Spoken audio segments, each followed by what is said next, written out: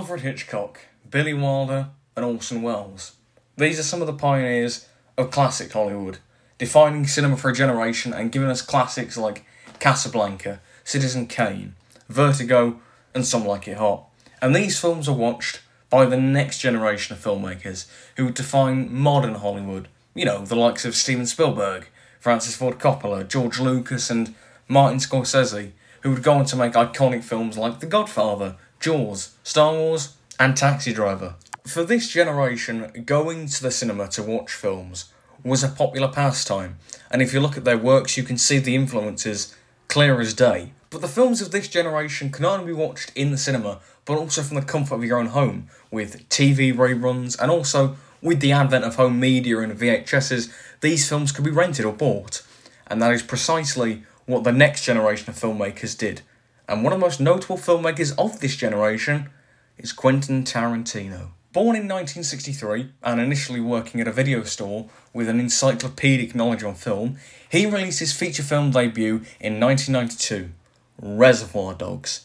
And 30 years later, he's hailed as one of the best directors working today. So let's go back to the film that started it all and see how from the word go, he was able to redefine cinema for a new generation.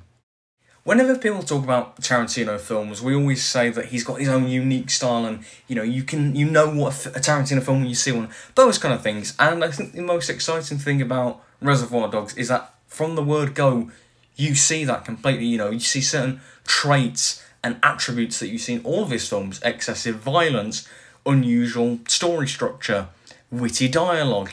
These are the things that we associate with him. And from the word go, he just has it there. With Reservoir Dogs, there are so many things that you can talk about and so many angles that you can look at it from, whether it be the unconventional way to tell a heist story or the depiction of violence in the film. But I'm going to be predominantly talking about the very first scene of the film, and it's a very simple scene at that. But as I've said, from the word go, it instantly has Tarantino's hallmarks all over it. So the main premise of the film, just to catch anyone up to speed, is that Joe Cabot is organised this heist with various criminals under various aliases, so, Mr. White, Mr. Blonde, Mr. Pink, etc. And the opening scene takes place just before they're about to go on the heist, where they're eating and chatting at a diner. And this is the scene I'm going to talk about to showcase why immediately Tarantino and Reservoir Dogs it immediately hits the ground running. So the very first thing in this film, even when you've still got the black screen and the title card, is Tarantino's own character, Mr. Brown, discussing the hidden real meaning of Madonna's 1984 song, Like a Virgin. And he talks very passionately about it, and it's a long monologue, a couple of minutes long, and other characters are like Mr. Blonde are offering very obvious interpretations, but Mr. Brown really goes into depth with it. Hence, like a virgin.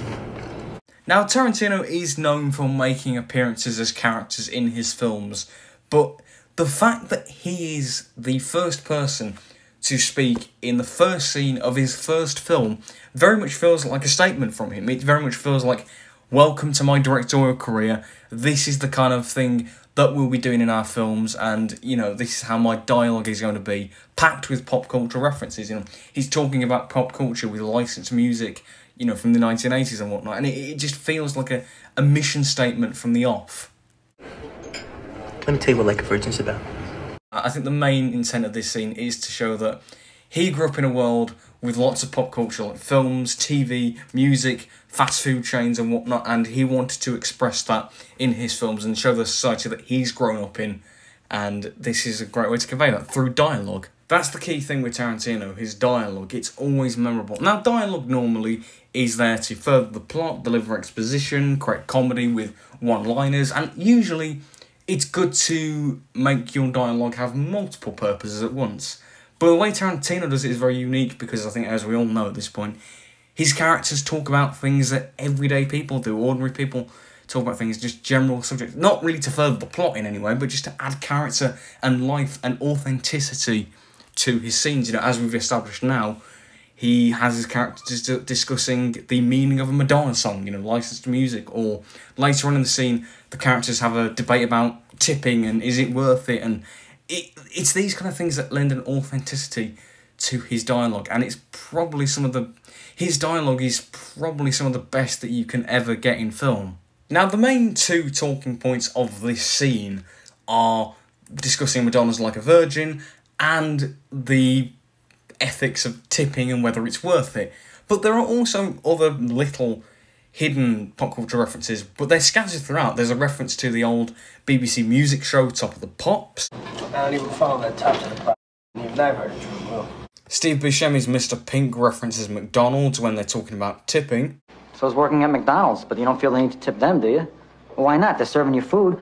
And one of Mr. White's lines is a paraphrased reference from the 1938 film Angels with Dirty Faces. You shoot me in a dream, you better wake up and apologize.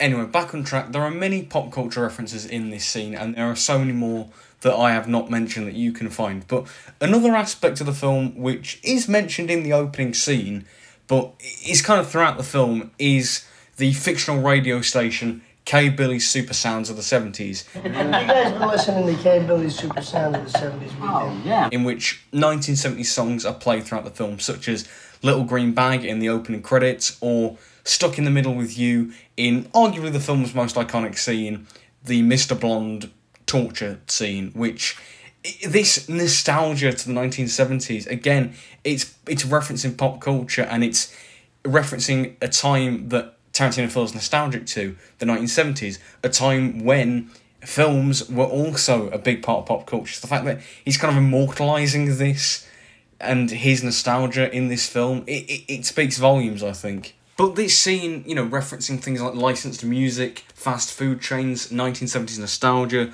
a time when obviously film was a dominant part of culture and pop culture and whatnot. The fact that Tarantino is essentially immortalising these things in his film, these are the things that he's grown up with, and these are also things that have existed not only in the time that film has been around, but a dominant force in pop culture. And Tarantino, as I say, is immortalising this in his film. He's bringing what he knew as growing up.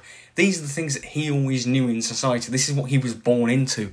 And he's bringing this fresh, younger perspective in his first film, in his very first scene. It's his mission statement, essentially, of this is the new generation of filmmaking. This is what we grew up with, and this is what we're going to bring.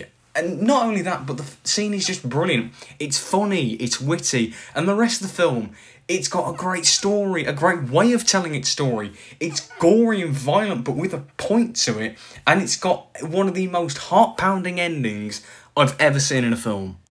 Obviously, Reservoir Dogs laid the foundation for what we know Tarantino to become and his hallmarks and whatnot, and these traits can be found throughout his entire filmography.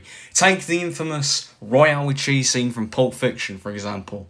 You know what they call a quarter pounder with cheese in Paris?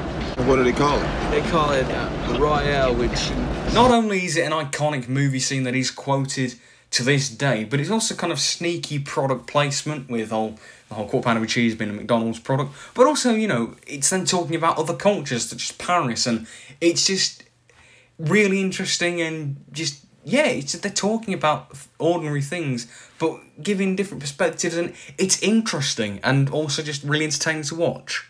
Or what about Inglourious Basterds, involving any scene with Hans Landa, played by Christoph Waltz, where he will drag out the conversation with these ordinary topics of conversation. I mean, take the opening of that film, where he's at the farmer's house and he's trying to look for the Jews that they're hiding, but he's talking about their milk and he's kind of complimenting it, or asking if they can switch from speaking from French to English. And he doesn't just make these simple requests, he drags the conversations out. So it leaves the audience hanging longer. It leaves them in suspense, because throughout the film, and this isn't the case of the opening, but it's the case of the whole film, any scene he's in, you never know how much he knows. You never know how much power he holds, and it creates such grueling suspense.